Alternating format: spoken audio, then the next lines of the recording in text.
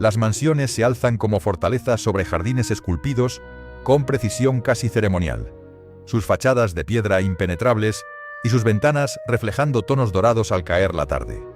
Tras esos muros viven herederos de imperios industriales, magnates navieros, iconos de la moda y ramas supervivientes de viejas aristocracias que disfrutan de vidas que el común de la gente apenas puede imaginar. Sin embargo, bajo sus suelos de mármol laten fisuras profundas que revelan que el poder genera más poder y la riqueza engendra más riqueza. Pero ninguna garantiza felicidad. Como verás hoy, la acumulación de miles de millones suele exigir un precio devastador a quienes jamás pidieron nacer dentro de semejante fortuna.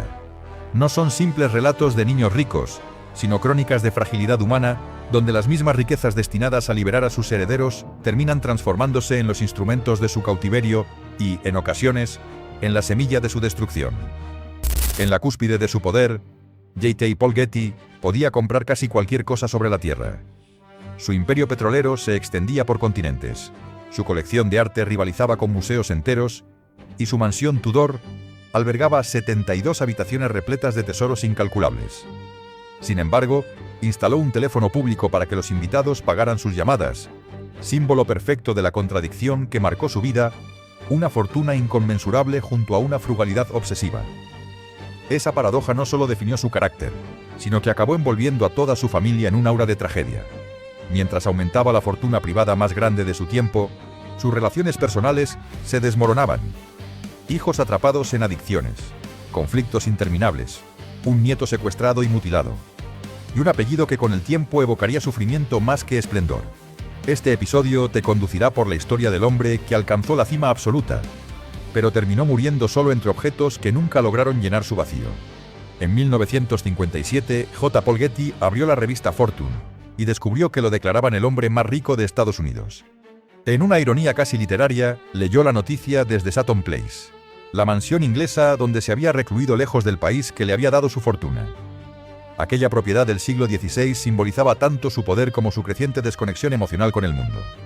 Getty había construido su imperio combinando una visión implacable de los negocios y una habilidad quirúrgica para aprovechar crisis. Durante la Gran Depresión, mientras otros se deshacían de activos desesperadamente, él compraba compañías petroleras a precios irrisorios. Su padre había establecido las bases en los campos petrolíferos de Oklahoma, pero Getty transformó esa modesta operación en una entidad global. A diferencia de muchos magnates que heredaron fortunas ya hechas, él había pasado por los campos petrolíferos, aprendiendo cada engranaje del oficio y convirtiéndose en arquitecto absoluto de su destino financiero. Sin embargo, la vida personal de Getty jamás acompañó su éxito empresarial.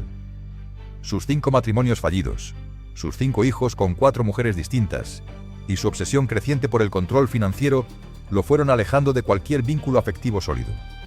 Su primer matrimonio con Jeanette Demont, entre 1923 y 1926, inauguró un patrón que se repetiría siempre, atraído por la intensidad inicial, pero incapaz de sostener las relaciones más allá de su utilidad emocional o social. Mientras su imperio petrolero se expandía hacia mercados internacionales, especialmente tras asegurar derechos en Arabia Saudita, que multiplicaron su fortuna, su vida familiar quedó relegada a cartas esporádicas y llamadas controladas desde su aislamiento inglés. En Sutton Place administraba cada gasto con un celo casi enfermizo, incluso instalando el famoso teléfono de monedas que con el tiempo se convertiría en símbolo de su compleja relación con el dinero, la disciplina y el afecto. Pese a su dureza, Getty nunca dejó de alimentar una ambición artística que lo llevó a formar una de las colecciones privadas más grandes del mundo. Cada pieza era elegida con una mezcla de sensibilidad estética y cálculo económico, obras maestras adquiridas a precios estratégicos, negociaciones brillantes y una intuición innata para reconocer valor a largo plazo. Su colección no fue solo un refugio emocional, sino una estrategia para construir un legado que superara su propia vida, una forma de inmortalidad que la riqueza por sí sola no garantizaba. Pero mientras su imperio alcanzaba su punto más alto a comienzos de los años 60, una sombra comenzó a crecer sobre su familia. Nadie habría imaginado que aquella fortuna, que entonces parecía inagotable, pronto se convertiría en un peso insoportable para sus herederos, transformándose en una maldición silenciosa que atravesaría generaciones enteras.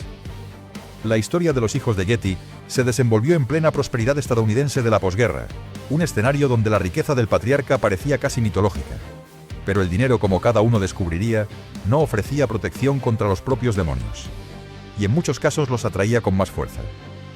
George F. Getty II, el mayor, cargaba las expectativas más pesadas. Nacido en 1924, hijo del primer matrimonio de Jet Paul Getty, entró en un mundo ya marcado por el peso del apellido. Inteligente y disciplinado, sirvió en la Segunda Guerra Mundial y luego se incorporó a Getty Oil. A diferencia de otros miembros de la familia, abrazó el negocio desde el inicio, mostrando una capacidad que lo perfilaba como el futuro heredero natural.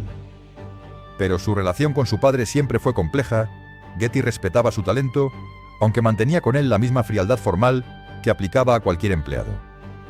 Eugene Paul Getty, nacido en 1932 y más tarde conocido como John Paul Getty Jr., eligió un camino radicalmente distinto. Tras dirigir operaciones en Italia, abandonó progresivamente el mundo corporativo para abrazar la contracultura europea de los años 60. Su matrimonio en 1966 con Talita Paul, una figura icónica del estilo bohemio, simbolizó ese alejamiento definitivo del universo empresarial. La pareja vivía en un palacio romano donde se reunían artistas, nobles y personalidades de la aristocracia creativa. Ese estilo de vida, alejado de las obligaciones del imperio petrolero, revelaba la grieta generacional en la familia Getty. Mientras el padre veía en la disciplina la clave del éxito, algunos de sus hijos buscaban desesperadamente escapar del peso de la fortuna. Ese contraste se convertiría en uno de los motores del desastre que vendría después. J. Ronald Getty, nacido en Berlín en 1929, hijo de la quinta esposa de J. Paul Getty, optó por una vida más discreta.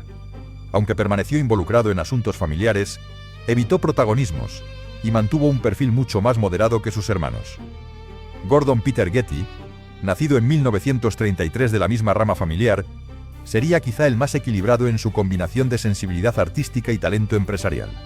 Estudió música, pero también mantuvo una presencia constante en los negocios, convirtiéndose más tarde en pieza clave en la administración del patrimonio familiar. Aún así, la aparente diversidad de caminos no impidió que la tragedia penetrara en la familia. El destino de George Getty II se convirtió en el primer gran aviso de que la inmensa riqueza no estaba conteniendo nada, sino amplificando tensiones ocultas que terminarían por desbordarse. A mediados de los años 70, George Getty II enfrentaba presiones crecientes. Aunque había logrado logros importantes dentro de la empresa, su vida personal se deterioraba rápidamente. Casado desde 1951 con Gloria Gordon, con quien tuvo un hijo, vivía consumido por tensiones emocionales y la sensación constante de no cumplir las expectativas monumentales impuestas por su padre. Tras una serie de discusiones y un clima doméstico cada vez más inestable, el 6 de junio de 1973 llegó la tragedia. George fue hallado en su casa de Los Ángeles tras haber consumido una mezcla letal de alcohol y pastillas, acompañado por una violenta autolesión provocada con un tenedor de barbacoa. La atención médica tardía agravó su estado y falleció poco después, a los 48 años. La familia, ya fracturada, quedó conmocionada y sin respuestas claras. Si la muerte de George Getty II ya había revelado la fragilidad interna de la dinastía, lo que ocurrió meses después la expondría ante el mundo entero. El secuestro de John Paul Getty III, hijo adolescente de John Paul Getty Jr., se convirtió en uno de los episodios más macabros y mediáticos de la historia moderna. El joven, de apenas 16 años, desapareció el 10 de julio de 1973 en Roma, donde vivía una vida bohemia entre clubs nocturnos y amistades del mundo del arte, mientras su padre luchaba contra la adicción en Inglaterra. Al principio pocos tomaron en serio la noticia. El chico había bromeado antes sobre inventar un secuestro para obtener dinero de su abuelo, famoso por su extrema tacañería. La policía italiana incluso sospechó que podía ser un engaño adolescente, pero muy pronto la realidad demostraría cuán equivocadas estaban esas suposiciones. 2 días después de la desaparición, la madre del joven, Gail Harris, recibió una carta estremecedora. Los secuestradores exigían $17 millones por la liberación de su hijo. Lo que siguió se convertiría en uno de los casos de secuestro más célebres del siglo XX, exponiendo las contradicciones más profundas de la familia Getty. Desde Sutton Place, J. Paul Getty respondió con una frialdad que escandalizó al mundo. Afirmó que, si pagaba un rescate, pronto tendría a sus 14 nietos secuestrados uno tras otro. A esa lógica de hierro se sumaba su convicción de que negociar con criminales solo aumentaba los riesgos. Pero también dudaba de la autenticidad del secuestro, sospechando, como muchos, que el joven podía haber participado en una farsa para obtener dinero. Mientras tanto, Los padres del muchacho estaban atrapados en la impotencia. Su padre hundido en la adicción y su madre sin recursos tras un divorcio sin compensación. Las semanas se convirtieron en meses y la situación se volvió insoportable. Los secuestradores, miembros de la 'Ndrangheta calabresa, trasladaban al joven constantemente, manteniéndolo encadenado en cuevas y casas rurales, mientras perdían paciencia ante el silencio de la familia. Con el paso del tiempo, la brutalidad aumentó. En noviembre de 1973, un sobre llegó a la redacción del diario Il Messaggero. Dentro había un mechón de cabello rojo, una oreja humana y una amenaza escrita: si no recibían $3 millones, enviarían algo peor.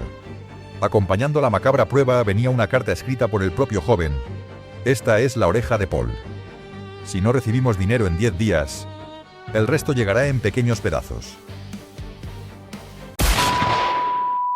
Fue entonces cuando el viejo Getty accedió finalmente a pagar, pero solo en los términos que él consideraba aceptables. J. Paul Getty ofreció aportar $2,2 millones, el máximo que podía deducirse fiscalmente, mientras John Paul Getty Jr. asumiría el resto. Tras arduas negociaciones, el rescate quedó fijado en $2,8 millones. El 15 de diciembre de 1973, 5 meses después del secuestro, el joven fue encontrado abandonado en una gasolinera entre Roma y Nápoles. Desorientado, demacrado y profundamente traumatizado, intentó llamar a su abuelo para agradecerle. Pero Getty se negó a atender la llamada. Ese gesto final marcaría para siempre la relación entre ambos. El joven sobrevivió, pero su vida quedó quebrada. La tragedia dejó al descubierto el lado más oscuro de la riqueza extrema, un patrimonio capaz de mover el mundo, pero incapaz de ofrecer protección emocional o familiar. Era el comienzo de un declive que se extendería durante décadas. En los años posteriores, la sombra del secuestro no dejó de crecer. El joven Getty se casó en 1974 con Gisela Martin Sacker, que estaba embarazada de su hijo, intentando reconstruir una vida que ya no podía sostenerse del todo. Su abuelo jamás volvió a verlo. Mientras tanto, en Sutton Place, UJ, Paul Getty siguió ampliando su imperio y su colección de arte, aparentemente ajeno al sufrimiento que había desatado. Murió en 1976, a los 83 años, dejando un patrimonio de $2.000 millones y legando la mayor parte de su fortuna al Getty Museum Trust. Era su forma de asegurar un legado imperecedero, aunque sus herederos directos siguieran cargando con heridas abiertas. Tras su muerte, Getty Oil era una de las mayores empresas privadas de Estados Unidos, consolidada por concesiones en Arabia Saudita que cambiaron la historia del petróleo moderno. Pero nada de eso aliviaría el destino de su familia. Para John Paul Getty III, la vida después del secuestro fue una larga batalla. En 1981, con solo 25 años, una combinación devastadora de alcohol, drogas y Valium le provocó un derrame cerebral que lo dejó cuadripléjico, casi ciego y sin capacidad de hablar. Requirió cuidados las 24 horas durante el resto de su vida, con costos ascienden a millones de dólares al año. Mientras tanto, la fortuna de la familia tomaba un rumbo inesperado.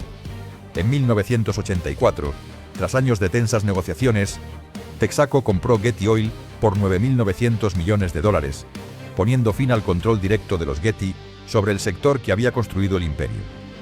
John Paul Getty Jr., marcado por la tragedia y la muerte de su esposa Talitha, logró recuperarse de su adicción y se transformó en uno de los filántropos más generosos del Reino Unido. Fue nombrado caballero por la reina Isabel II, mientras el Getty Trust crecía hasta convertirse en una potencia cultural mundial. El legado de los Getty siguió transformándose conforme avanzaban las décadas.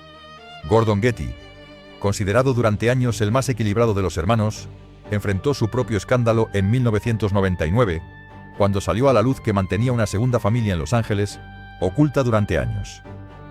Aquello reavivó viejas preguntas sobre la naturaleza de la riqueza heredada y el peso emocional que arrastraban las nuevas generaciones. Aún así, el clan continuó diversificándose. Mark Getty, otro descendiente, cofundó Getty Images en 1995, convirtiendo a la familia en protagonista de la revolución digital de los medios visuales. Mientras tanto, el Getty Trust se consolidó como una de las instituciones culturales más influyentes del mundo, con el Getty Center y la Getty Villa como símbolos de un legado artístico que superó el origen petrolero. Sin embargo, las tragedias continuaron marcando la historia familiar. John Paul Getty III vivió 3 décadas tras su derrame cerebral, hasta su muerte en 2011. mientras su hijo Balthazar Getty buscaba un camino propio en Hollywood. Las nuevas generaciones, como Nats Getty, han orientado su identidad hacia causas sociales, activismo y moda, reflejando un cambio radical respecto a la austeridad emocional del patriarca. La historia de los Getty, entrelazando arte, fortuna, dolor e influencia global, se alza como una advertencia sobre los límites de la riqueza, un recordatorio de que incluso los imperios más brillantes pueden convertirse en una carga insoportable para quienes nacen dentro de ellos.